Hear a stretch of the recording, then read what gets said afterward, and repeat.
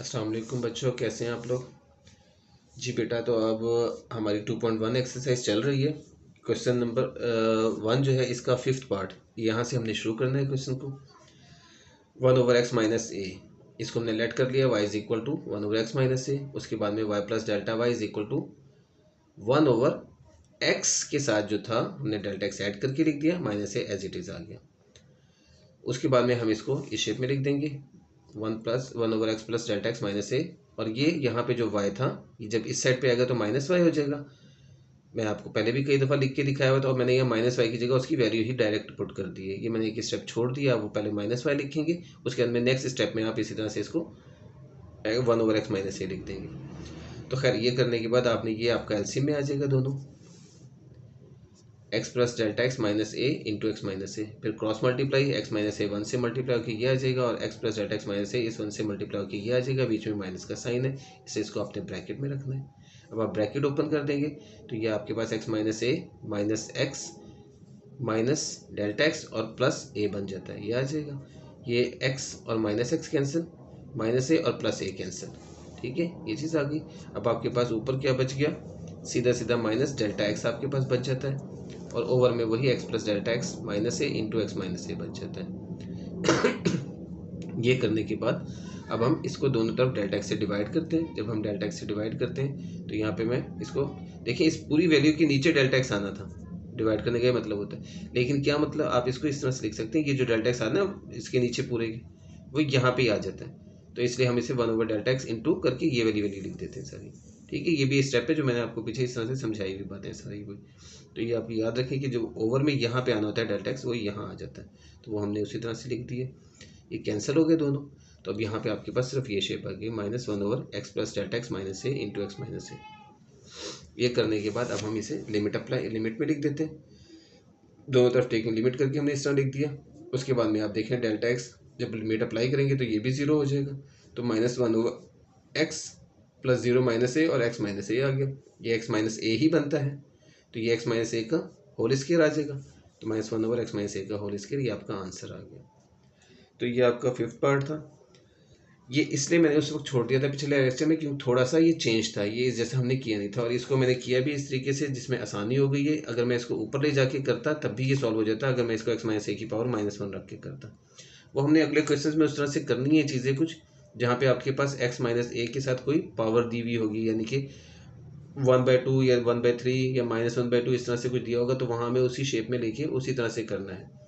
यहाँ पे जो कि कोई पावर नहीं थी, इसलिए मैंने इसको सिंपल एलसीएम लेके कर दिए।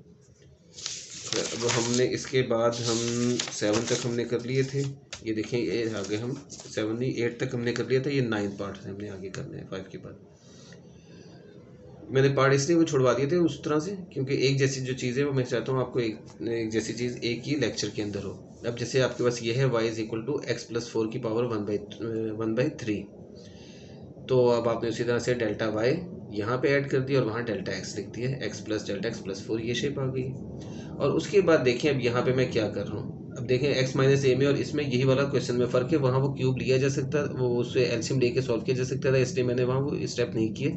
ये आपका असल स्टेप है जो आपने याद रखना है जब इस किस्म के क्वेश्चन आ जाएंगे, जहाँ पावर आपके पास आ जाती है 1/2 1/3 या माइनस में आ जाती है, तो उसे हमने इसी तरह से करना है जैसे ये वाला क्वेश्चन हम करने लगे हैं।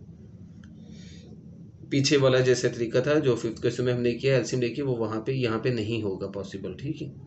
तो ये हमने इस तरह से करना है कि हमने 4 को उठा के इसके पास लिख देना और डेल्टा एक्स को आगे कर देना है। छोटा सा स्टेप है जो आपने याद रखना है, उसकी वजह मैं आपको आगे बता देता हूँ क्यों किया है हमने। X plus 4 plus delta x power 1/3 minus ये वही y इधर आया जब, तो माइनस वाई हो गया, तो माइनस वाई की जगह मैं उसकी वैल्यू पुट कर रहा हूँ, ठीक है। बार बार मैं आपको बता रहा हूँ, y ही आना है यहाँ पे, आपने वो स्टेप करना है, मैं उसे एग्जाम्प्ट करके आगे जा रहा हूँ, ठीक है। तो एक्स प्लस 4 की पावर 1/3 मैंने लिख दिया। अब देखिए यहाँ पे असल में y क्या था आपका, एक्स प्लस 4, यहाँ भी y मैंने x प्लस, यहाँ भी जो चीज़ है इसलिए मैंने x प्लस 4 वाली पहले लिखनी है, ताकि जब मैं कॉमन लूँगा तो ये दोनों कॉमन में निकलें। सिर्फ इतनी सी वजह है कि हम इसको इधर और इसको इधर करके लिख देंगे, क्योंकि अब जब मैं कॉमन लूँगा आगे तो आप देखेंगे कि आपको उसमें भी थोड़ी सी तंगी होगी कि वो मैंने 3 वैल्यूज़ के अंदर से कैसे उसे कॉमन लेना है। मैंने इसको बनाना है दरअसल 2 वैल्यूज़ की शेप में, एक वैल्यू ये होगी और एक वैल्यू ये होगी, तभी मेरा क्वेश्चन आगे सॉल्व हो सकेगा। इसलिए हमें ज़रूरी है कि हम पहले इसको इस शेप में लिखें। अब देखिए मैंने इसको ए प्लस बी की शेप बना के लिख दिया, यानी x plus four plus delta x करके। ब्रैकेट इसलिए डालिए ताकि आपको समझ में आए बात कि ये आपके पास एक वैल्यू है पूरी और ये आपके पास दूसरी वैल्यू है और ये होल पावर 1/3 है, माइनस ये एज इट इज लिख दिया। अब यहाँ से जैसे आप पिछले क्वेश्चंस करते थे, यहाँ पे x होता था x प्लस डेल्टा एक्स करके, तो आप x कॉमन लेते थे। अभी हमने x नहीं कॉमन लेना बल्कि x प्लस फोर कॉमन लेना है हमने, क्योंकि ये एक वैल्यू के तौर पे यूज़ करनी है हमने, एक वैल्यू के तौर पे। तो यहाँ से x प्लस फोर हमने कॉमन लिया तो यहाँ पे 1 बच जाएगा प्लस डेल्टा एक्स ओवर में x प्लस फोर आ जाएगा। देखेंगे ये शेप, ये वो स्टेप है, थोड़ा सा इसको आपने कॉन्सेंट्रेट करना है और इसको आपने अच्छी तरह से लर्न करना है स्टेप को, कि यहाँ पे ये वैल्यू इसलिए एक बनाई गई थी ताकि आप जब कॉमन लेंगे तो आपके पास ये चीज़ 1 आ जाएगी यहाँ पे अंदर और यहाँ पे delta X over X plus four आ जाएगा। अब देखेंगे ये अजीब सी शेप है, लेकिन मैं आपको पहले भी बता चुका हूँ डेल्टा एक्स के साथ जितनी वैल्यूज होती हैं वो ख़त्म हो जाती हैं। तो वो जैसी भी शेप है आप उससे ना घबराएं, आप उसे ऐसे लिख देंगे। होल की पावर 1/3 है। अब ये इसके साथ भी पावर 1/3 और इसके साथ भी पावर 1/3 आ गई। ये देखेंगे ये आ गई पावर 1/3 दोनों के साथ। अब यहाँ पे आपको साफ नजर आएगा कि ये क्वेश्चन में ये हिस्सा, यानी दो वैल्यूज बनती हैं, एक ये और एक ये। यहाँ पे x प्लस फोर था ना, अगर मैं यहाँ पे इसको 4 को ना अपनी जगह से चेंज करता तो मेरे पास यहाँ पे x प्लस फोर नहीं बनना था। इसलिए मैंने सबसे पहले ऊपर उसे शेप चेंज की कि x plus delta x plus four को मैंने x plus four plus delta x करके लिख दिया। ठीक है, ये वो वजह थी जिसकी वजह से हमने सारा काम किया है। ये इसकी जगह चेंज इसलिए की गई थी ताकि आपके पास x प्लस फोर एक वैल्यू बन जाए और डेल्टा एक्स दूसरी वैल्यू बन जाए। तो खैर ये आपके पास अब यहाँ से आपको इजीली नजर आ जाएगा। x प्लस फोर की पावर 1/3 हम कॉमन ले लेते हैं। जब हम ये कॉमन लेते हैं तो आपके पास ये चीज़ बन जाती है, यहाँ से ये बच गया और यहाँ से -1 बच गया। अब आपने इसको फिर बाइनोमियल थ्योरम से ओपन कर देना। अब आपका क्वेश्चन ये सेम उसी तरह से दोबारा चलना शुरू हो जाएगा जैसे पहले था क्वेश्चन, जैसे सारे क्वेश्चन किए हैं। तो ये आपके पास ये शेप आ जाएगी x प्लस फोर की power 1/3 into 1 plus n into x plus n into n minus one over 2 factorial x square plus n into n-1 over 3 factorial x cube plus so on जाते जाते लास्ट में आपके पास वो मतलब लिख दी value, सोन कर दिया आपने और फिर लास्ट में आपकी जो वैल्यू थी -1 वो आपने लिख दी। ये -1 और 1 कैंसिल हुआ, हमेशा इसी तरह से होता है, वही स्टेप उसी तरह से आपने कैंसिल कर देना है इसको। तो वो आपके पास ये बच गया, आपके पास x प्लस फोर की पावर 1/3 और 1/3 इंटू ये चार चीज़ें। ठीक है, यहाँ से आपको साफ नजर आएगा कि delta X over x plus four आपके पास कॉमन में आ जाएगा।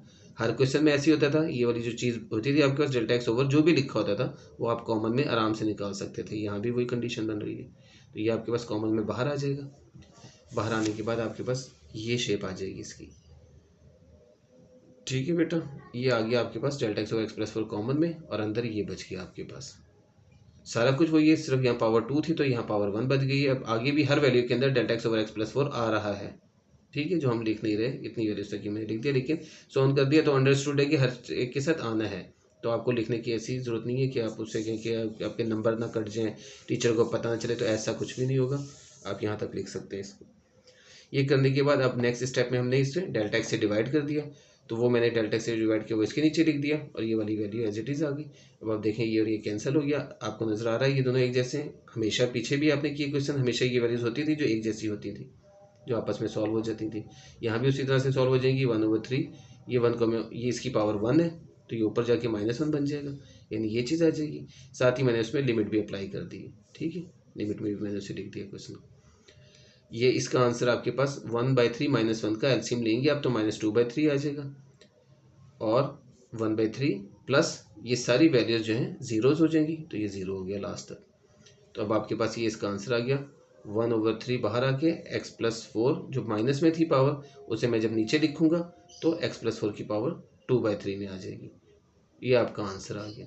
अच्छा, अगर बच्चों को किसी को ये नहीं पता कि 1/3 -1 जो है वो आपका -2/3 कैसे आया, तो वो मैं उसके लिए आपको करके दिखा देता हूँ। देखें, एलसीएम ये आप लोगों ने छोटी क्लासेस से लेना सीखा हुआ है। -1/3 सॉरी और -1 है। आप इसका एलसीएम लेते हैं, 3 एलसीएम में आते हैं। एक तो तरीका वही है टेबल पढ़ना, जो असल तरीका भी होता है 3 1 ज़र 3 करके, नहीं तो आप ये क्रॉस मल्टीप्लाई कर लें। 1 1 ज़र 1 आ गया, 3 1 ज़र 3 आ गया, तो 1 - 3 -2/3 आ गया। इस तरह से आ जाता है इसका -2/3।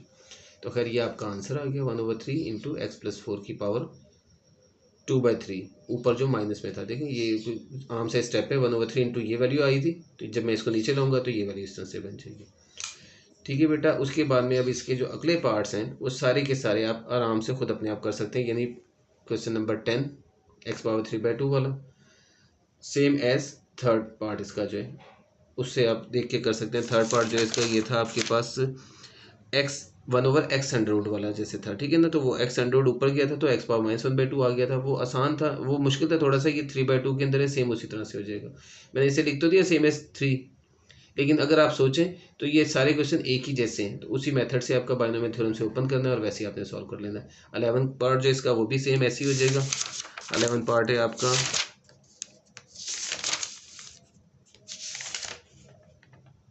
x⁻5/2, ये x⁻3/2 है, वो 5/2 है। सेम इसी मेथड से जैसे आपका ये 3/2 वाला होगा वैसे 5/2 वाला होगा। ऐसी जैसे आपका पार्ट नंबर 3 जो था वो हुआ था। तो इसमें कोई ऐसी मुश्किल चीज़ नहीं है। अगर फिर भी आप लोगों को कोई प्रॉब्लम हो नहीं होता है तो मुझे कमेंट्स में बताएं, मैं आपको करवा दूंगा क्वेश्चन भी। चलिए अब उसके बाद आ जाते हैं हम इसके 12 क्वेश्चन पे। 12 पार्ट जो है इसका ये आपका जनरल फॉर्मूले ही बनता है अगर ये x⁻n में लिखा हुआ होता। तो अगर x⁻n में लिखा हुआ है तो भी हम इसी मेथड से करेंगे जैसे अब हम कर रहे हैं। अगर m में लिखा है तो भी ऐसे ही हो जाएगा। और ये भी कोई नई चीज़ नहीं है, ऐसे ही है जैसे कि x की पावर आपने 4 वाला 5 वाला 6 वाला क्वेश्चन करना है, या x⁻1/2 वाला या 1/3 वाला या -1/2 या -1/3 वाला करना है। सेम वही मेथड है, यहाँ पे भी कोई नया मेथड नहीं है। वही आपने y+Δy किया, x+Δx किया पावर m। उसके बाद में y को हम इधर लेके आ गए, -y हो गया। उसके बाद में हमारे पास y की वैल्यू हमने पुट कर दी है, आ गया। अब यहाँ पे देखिए आप उसी तरह से हमने x कॉमन ले लेना है, ठीक है। कोई नया काम नहीं है, सेम x कॉमन लेंगे। देखिए यहाँ पे आपके पास 1+Δx/x बच जाएगा और होल की पावर m आएगी। वो मैंने होल की पावर m वाला स्टेप आगे करके लिख दिया, एक स्टेप अलग अलग करके, यानी ये भी x की पावर m और ये भी पावर m में आ गया, ठीक है। ये वही स्टेप है जो आपका होल की पावर में आता है, देखिए ठीक है ना। ये होल की पावर में हम लिखा होता था तो उसके बाद में हम इसको इसके साथ और इसके साथ अलग अलग लिख देते थे। तो ये मैंने वही लिखा हुआ स्टेप, ठीक है। तो आपने उसी तरह से डायरेक्ट भी कर सकते हैं और उस स्टेप के साथ भी कर सकते हैं। उसके बाद में आपको नजर आ रहा है दोनों में x की पावर m कॉमन है, वो हमने कॉमन लिया। यहाँ से ये बच गया, यहाँ से -1। अब आपने इसमें बाइनोमियल थ्योरम अप्लाई करना है।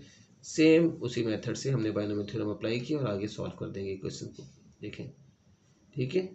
1+nx + n × n-1/2 x²। अब n की जगह आपके पास m आ रहा है। n की जगह कभी आपके पास 1/2 आता था, कभी आपके पास 1/3 आता था, कभी -1/2 आता था, कभी -1/3। अब m है तो m लिख देंगे। 1+nx+, मैं बोल n इसी ले रहा हूँ ताकि फॉर्मूले को मैं आपको बता सकूँ, n(n-1/2 x²) प्लस ऑन और ये -1, तो ये -1 + 1 कैंसिल हो गया। अब आपके पास जो चीज़ बच गई वो m × Δx/x प्लस ये चीज़ इसी तरह से आ गई। इसमें आप देखिए आपको नजर आ जाएगा Δx/x आपका कॉमन में है, ठीक है। ये हम कॉमन ले लेंगे तो आपको नजर आ रहा है ये भी क्वेश्चन सेम पिछले क्वेश्चन जैसे ही है, कोई नई चीज़ इसके अंदर नहीं है। तो ये चीज़ आ गई आपके पास। उसके बाद में आपने Δx से डिवाइड कर दिया, तो Δx जब हमने डिवाइड किया तो ये Δx और ये कैंसिल हो गए। x⁻m/x बचा हुआ है और अंदर यही वैल्यू को हम एज इट इज़ लिख देंगे।